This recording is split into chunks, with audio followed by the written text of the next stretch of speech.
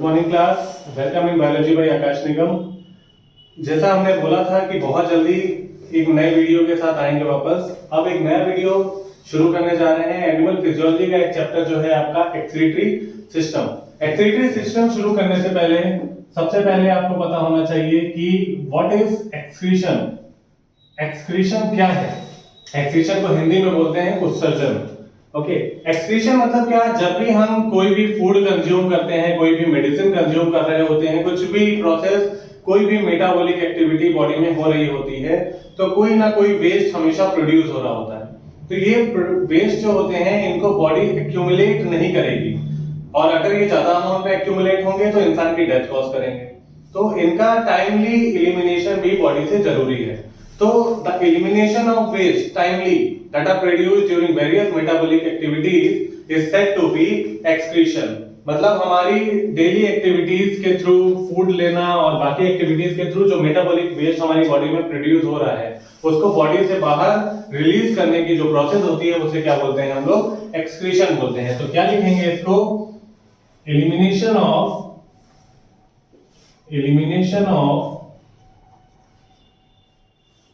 waste substances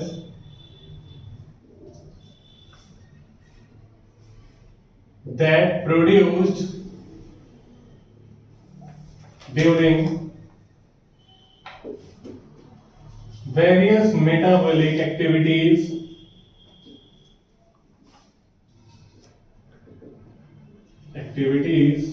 is said to be excretion। Simple terms में elimination of waste substances that produce during various metabolic activities is said to be excretion. कई सारे excretory substances होते हैं अलग अलग organism में। अगर ह्यूमन की बात की जाए तो carbon dioxide is also excretory product. Some excretion is done through sweat and the major product that is eliminated, मतलब जो ज्यादा पार्ट हमारी बॉडी का एक्सक्रीटरी होता है उसे हम क्या बोलते हैं?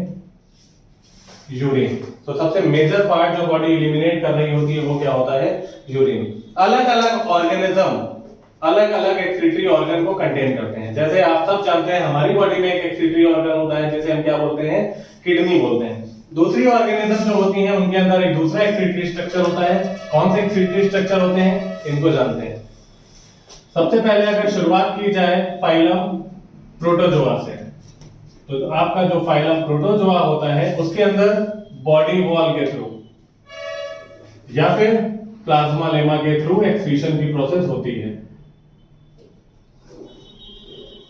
इसके बाद अगर आप बात करेंगे फाइलम प्लेटीहेल्मिन्थेस की, और ये सारे मेजर एक्सक्रीटरी स्ट्रक्चर्स हैं, क्योंकि नीट में आपको इनसे डायरेक्ट क्वेश्चन मिलते हैं कि that particular structure is found in. तो प्लेटीहेल्मिन्थेस में कौन सा स्ट्रक्चर होता है? Flame cells. प्लेटीहेल्मिन्थेस के बाद एस्केहेल्मिन्थेस की बात की जाए, एस्केहेल्मिन्थेस को हम निमेटोडा भी बोलते हैं। इनके अंदर पाई जाती हैं रेनिटी सेल्स। एस्केहेल्मिन्थेस के बाद एनेलिडा। एनेलिडा जो होता है, एनेलिडा जिसका एक एग्जांपल है अर्थवर्म। अर्थवर्म में कौन सा स्ट्रक्चर होता है जिसे हम बोलते हैं? नेफ्रीडिया। After Annelida Arthropoda.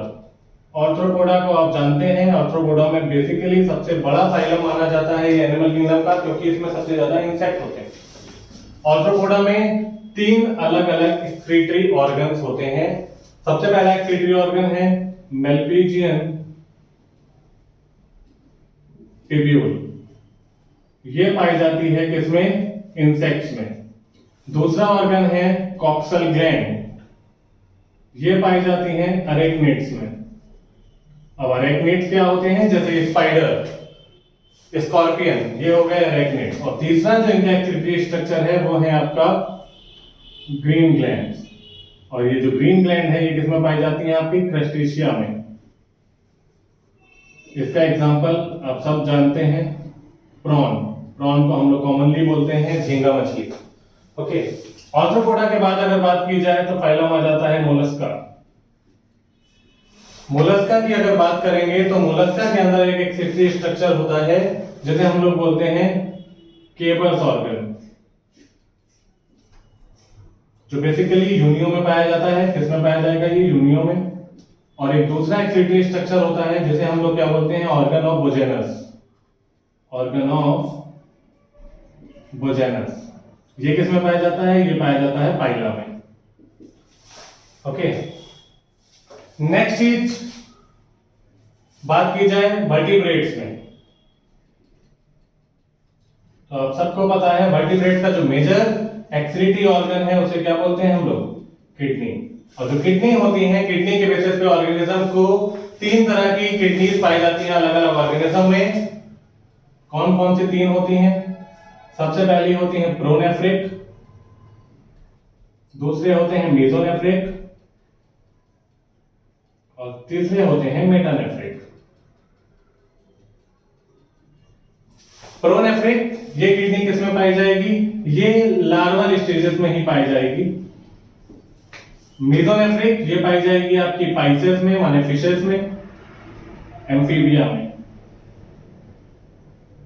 और जो मेटानेफ्रिक किडनी है ये पाई जाएगी रेप्टिलिया, एप्स माने बर्ड्स और मैमल्स में। तो ये मेजर एक्सक्रीटरी ऑर्गन्स हैं जो अलग अलग ऑर्गेनिज्म में पाए जा रहे हैं। नेक्स्ट, इसके बाद अगर बात की जाए, एक्सक्रीटरी ऑर्गन्स अलग अलग हैं तो एक्सक्रीटरी प्रोडक्ट भी क्या होंगे? अलग अलग होंगे। एक्सक्रीटरी प्रोडक्ट जो होते हैं उनको बेसिकली हम लोग क्लासिफाई करते हैं ऑर्गेनिज्म को 3 तरह से, on the basis of excretory product. पहला एक्सक्रीटरी प्रोडक्ट है अमोनिया, दूसरा एक्सक्रीटरी प्रोडक्ट है यूरिया और तीसरा एक्सक्रीटरी प्रोडक्ट है यूरिक एसिड। तीसरा एक्सक्रीटरी प्रोडक्ट है uric acid. Ammonia, urea, uric acid, 3 excretory product होते हैं उनके। अमोनिया की बात अगर की जाए तो अमोनिया आपका सबसे ज्यादा टॉक्सिक, मोस्ट टॉक्सिक कौन होता है? अमोनिया होती है। सेकंड नंबर पे टॉक्सिक कौन होता है? यूरिया होती है। और सबसे कम टॉक्सिक कौन होता है? यूरिक एसिड होता है, माने least toxic. Okay, least toxic. तो मोस्ट टॉक्सिक, सेकंड टॉक्सिक और लीस्ट टॉक्सिक, अमोनिया, यूरिया और यूरिक एसिड। अलग अलग ऑर्गेनिज्म हैं जो अमोनिया रिलीज करते हैं उन्हें क्या बोलते हैं? हम अमोनोटेलिक बोलते हैं। जो यूरिया रिलीज करते हैं उन्हें हम लोग यूरियोटेलिक बोलते हैं। और जो यूरिक एसिड रिलीज करते हैं उन्हें हम लोग यूरिकोटेलिक बोलते हैं। ऑर्गेनिज्म को भी अलग अलग, ये अमोनिया एलिमिनेट करने की प्रोसेस अमोनोटेलिज्म कहलाती है, यूरिया एलिमिनेट करने की प्रोसेस यूरियोटेलिज्म कहलाती है, यूरिक एसिड रिलीज करने की प्रोसेस को यूरिकोटेलिज्म बोलते हैं। तो अमोनोटेलिक, यूरियोटेलिक एंड यूरिकोटेलिक, इनका elimination ammonotelism, ureotelism and uricotelism. अब अगर बात की जाए, जैसे एक एक्सक्रीटरी स्ट्रक्चर होता है ग्वानिन, ये कौन एक्सक्रीट करता है? स्पाइडर। अब मोस्ट टॉक्सिक है अमोनिया, तो जो अमोनिया होता है आपका, जिसका जनरल फॉर्मूला है NH3, सबसे ज्यादा टॉक्सिक होता है ये। तो टॉक्सिक होने की वजह से नीड होती है मैक्सिमम अमाउंट ऑफ वाटर की टू बी इलिमिनेटेड। मतलब इसको अगर बॉडी से रिलीज किया जाना है तो इसको सबसे ज्यादा वाटर की नीड होगी। तो need maximum amount of water for elimination.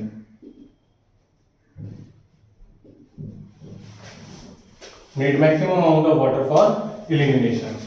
Ammonia, तो जिनको सबसे ज्यादा वाटर चाहिए, ऐसी ऑर्गेनिज्म जो पानी में ही रहती हैं, माने एक्वेटिक ऑर्गेनिज्म, ये इनको अफोर्ड कर पाती हैं। तो आप इसका सिंपल एग्जांपल याद रखेंगे कि इनको कौन, किन में अमोनोटेलिज्म होती है? Aquatic organism. I am not saying, हम ये नहीं कह रहे कि केवल एक्वेटिक ऑर्गेनिज्म में, बट मैक्सिमम एक्वेटिक ऑर्गेनिज्म में अमोनोटेलिज्म होती है। दूसरा यूरिया होता है जो एलिमिनेट किया जाता है usually through land animals like human.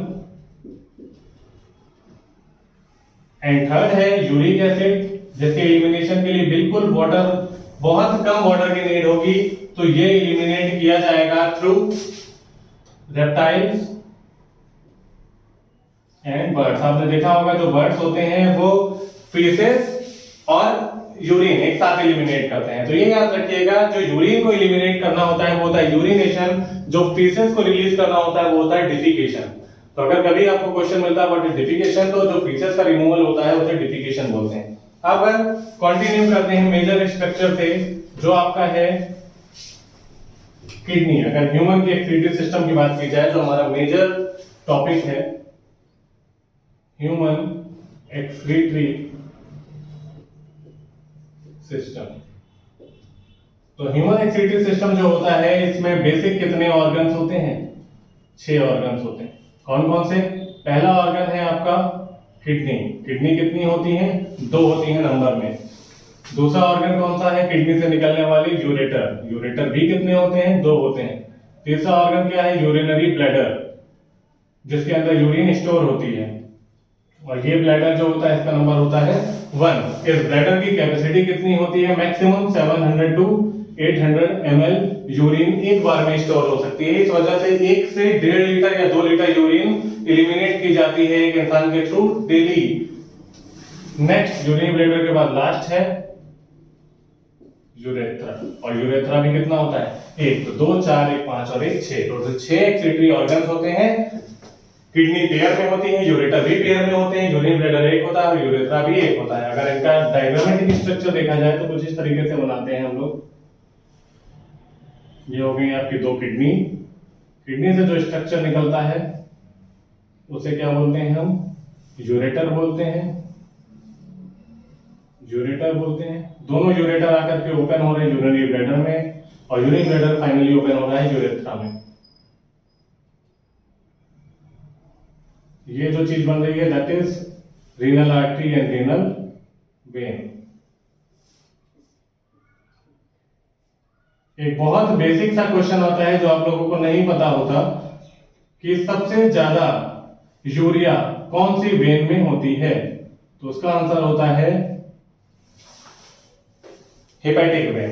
Hepatic माने लीवर, क्योंकि लीवर के अंदर यूरिया का फॉर्मेशन होता है। अभी बात करेंगे कि कैसे। अभी अगर इस स्ट्रक्चर को देखें,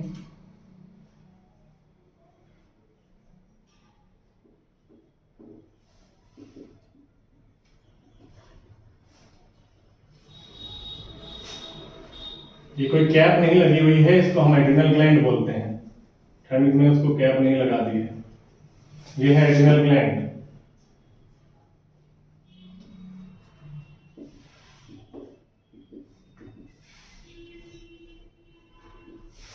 अगर बात की जाए कुछ इस तरह से स्ट्रक्चर होता है। ये है आपका किडनी।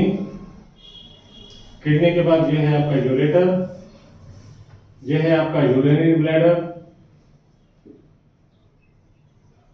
और ये है आपका यूरेथ्रा। यहां पर कुछ मसल्स होती हैं, इनको हम लोग बोलते हैं डिट्रेसर मसल्स। मे भी आपको हर बुक में ये डिट्रेसर मसल्स मेंशन ना मिले। और यहां पर कुछ स्फिंक्टर होते हैं जिनको हम लोग स्ट्रेस रिसेप्टर्स या फिर स्फिंक्टर बोलते हैं। ये स्फिंक्टर जो होते हैं यूरिन के एलिमिनेशन को कंट्रोल करते हैं। ये होता है आपका एक्सक्रीटरी सिस्टम। अब हमारा जो इसके बाद हमको पढ़ना है दैट इज किडनी। वहां से हम लोग शुरू करेंगे नेक्स्ट क्लास में। उम्मीद कर रहे हैं आपको जहां तक पढ़ा गया है उतना बिल्कुल क्लियर है।